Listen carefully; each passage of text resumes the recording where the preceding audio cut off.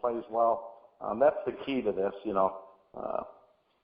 But they had a chance to win. They were closer playing at Arizona. I thought they'd get blown out with the guys they had missing. But once again, they proved me wrong. They've been a tough team for me this year. So it was exciting. They were in it to the end. I would have kicked the field goal. In hindsight, I think we all would have, Kurt. And I bet that Mike Zimmer could take that one back if he could. Because, I don't know what he was thinking trying to go to the end zone. Arizona's not going to get at you. Just run the ball, get in the middle of the field, play for overtime. That's what I say. Yeah, and I don't even think he was looking to the end zone. He was supposed to go outside and then throw it away and not take a sack. Said he held onto the ball too long. You've got to have that internal clock and realize, you know, if it's not there, throw it away. He's in his second year. He made a mistake. Yeah, no doubt. We had the same problems with Derek Carr against Kansas City last week. He was making bad decisions. His internal clock didn't go off. And by the time it did, he's throwing the football into the chest of a 300-pound lineman, and he's running the other way. So these young quarterbacks, I'm sure they'll definitely get it together at some point here. They're young, they're talented, and I really look forward to seeing them for years to come. Your thoughts on this game, Josh? I'm impressed with Michael Floyd, actually. That guy has been playing really good the last few weeks. He had a really great year in 2013 and kind of had injury issues and a bunch of issues since 2013. But last few games, he's been really big for Arizona. And then, of course, Carson Palmer is playing.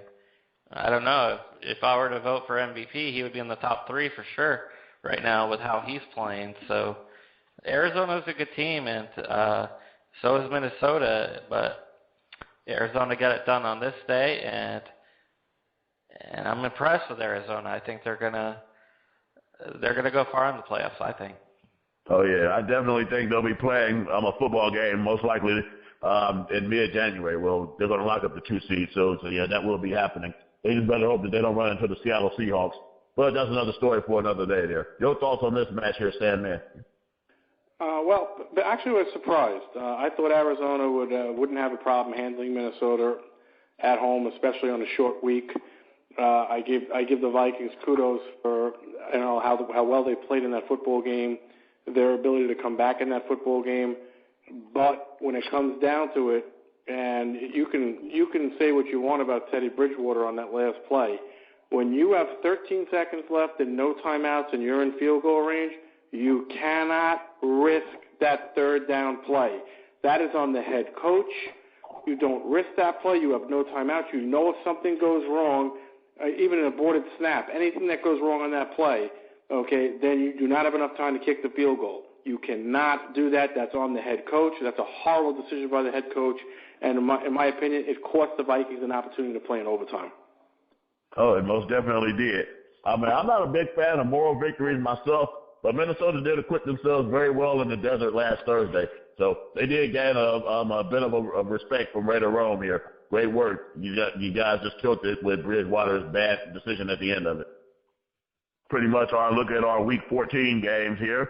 And without further ado, hey, let's jump right into it. It's time for Week 15 here in the West Coast here. And we'll get it started with the game tomorrow with St. Louis. A game that could potentially be the final game for the St. Louis Rams. And they take on the Tampa Bay Buccaneers here on Thursday Night Football.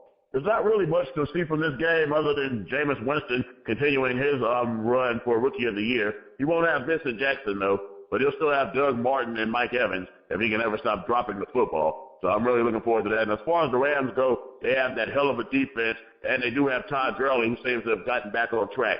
This game should be pretty boring anyway. I'm going to go ahead and say the Rams get it done 16-13. What you got, Josh?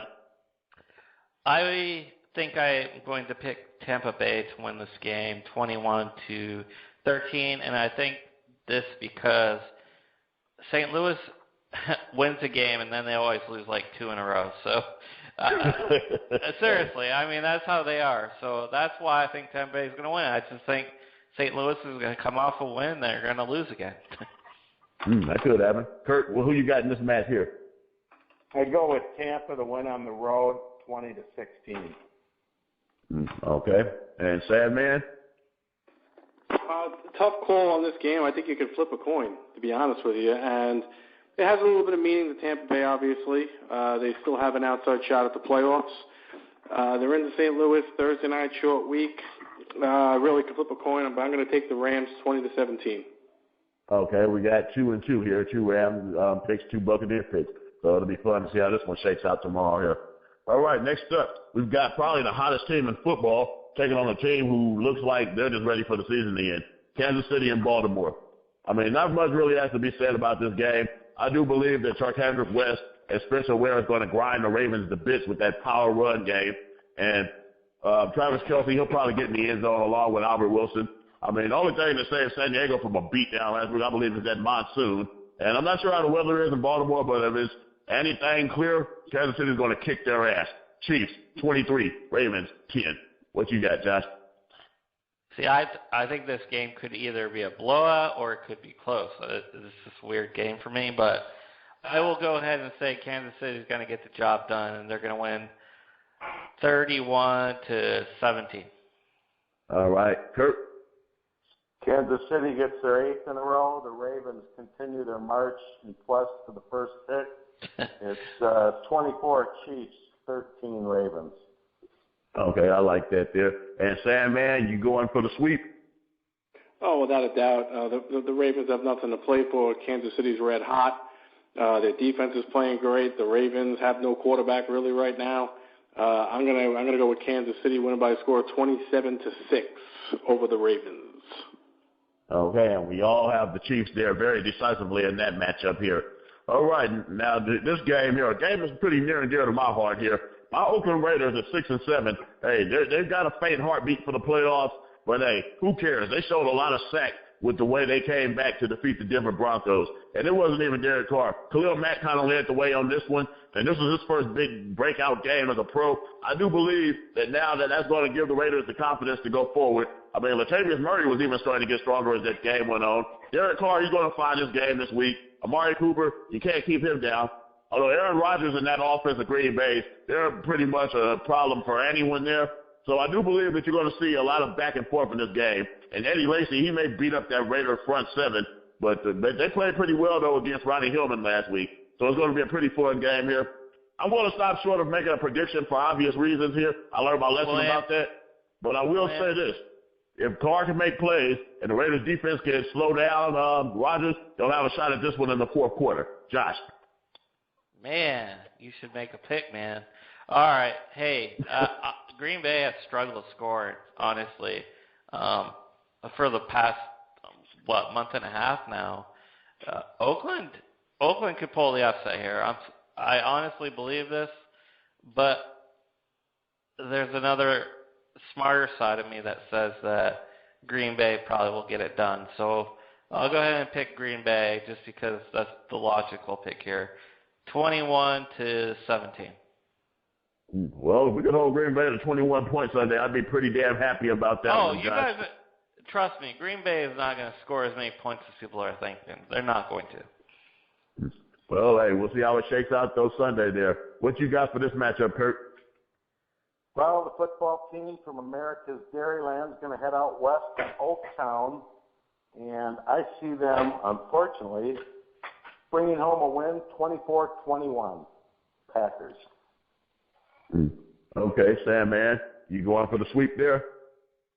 Well, I'm going to say that the price of cheese is going to go up in Oakland, and I see Aaron Rodgers having a big game this Sunday in Oakland, and I have the Packers winning this game by a score of 34-24 over the Raiders. Okay, well, it sounds like it's going to be a pretty good action-packed football game. So win or lose, I'll be pretty excited to look forward to it and watch it here. And now we move on from an exciting game to a game that may not be so exciting. The Cleveland Browns, sure, you got Johnny Manziel, the guy who wins football games, he puts the asses in the seats, and there's something that can be said about that. He makes it for an interesting football game every time he's on the field. But going into Seattle to take on the Legion of Boom and a rejuvenated Russell Wilson, I don't really see Cleveland being able to handle the 12th man. And the Hawks, they continue their push towards the playoffs. This may be fun for a little while. Seattle pulls away in the second half. I say Hawks 24, Browns 9. Josh.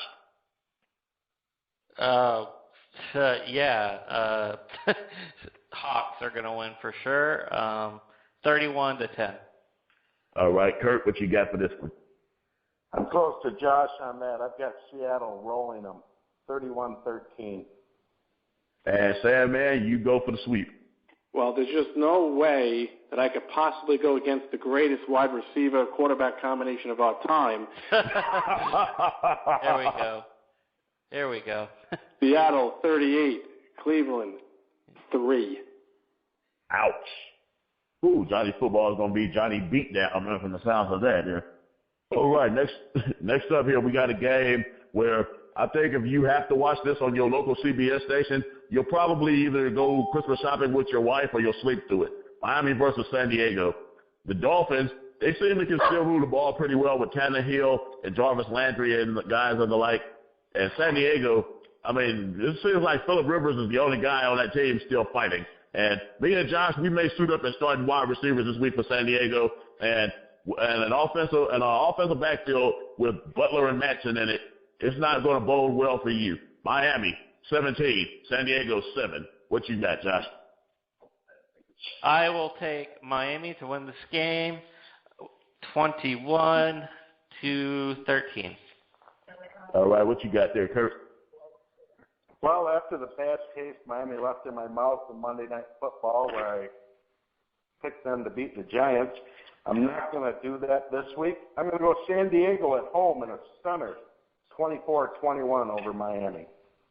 Ooh, go Bolts. And what you got for us over there, Sandman? Well, to me, there's only two reasons that you even want to be at this game. Either the weather, because it is San Diego, or it's something to do with fantasy football is involved in this game, like you have Phillip Rivers or Tannehill on your team.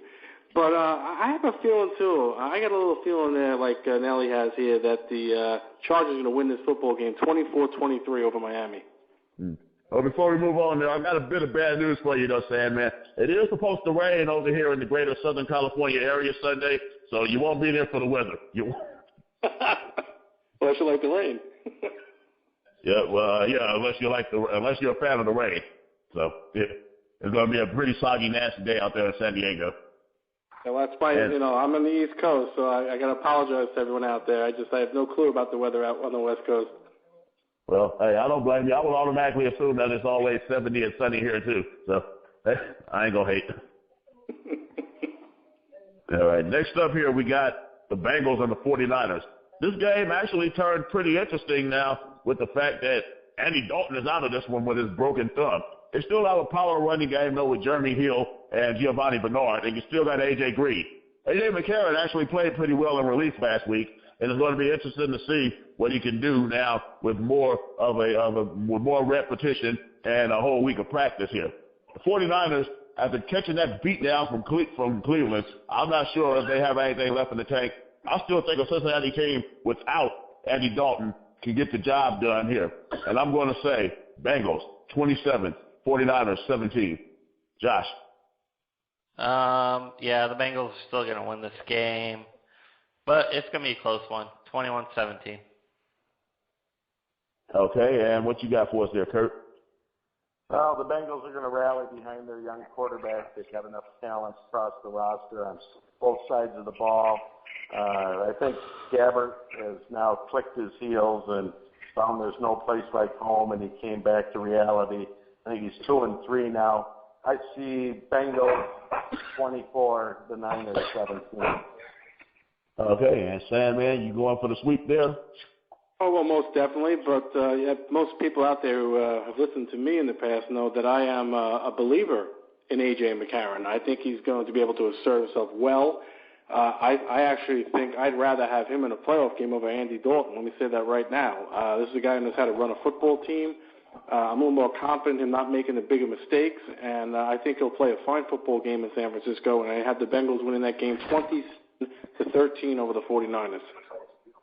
All right, I like it. And now we move on here to our big one here in the AFC West. You got the Denver Broncos, the AFC West leaders, coming off of a horrific performance against the Oakland Raiders. Good thing, though, for Brock Osweiler. Khalil Mack can't travel with him to Pittsburgh, so he may feel a little bit better about that one. But their defense can travel anywhere. Akeem Talib, Chris Harris, those guys, they get all over you. They get the job done. Then you got Von Miller. Man, that guy, he hits hard. and going into Pittsburgh, where Ben Roethlisberger, he's probably running one of the best offenses in the game.